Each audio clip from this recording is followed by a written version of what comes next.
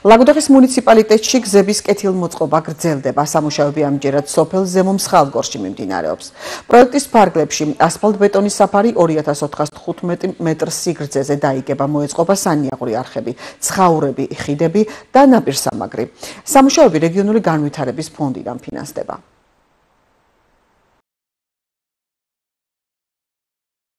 სოფელ ზემო მსხალგორში დავიწყეთ გზის რეაბილიტაცია. წლების განმავლობაში სოფელში ეს იყო აქტუალური პრობლემა.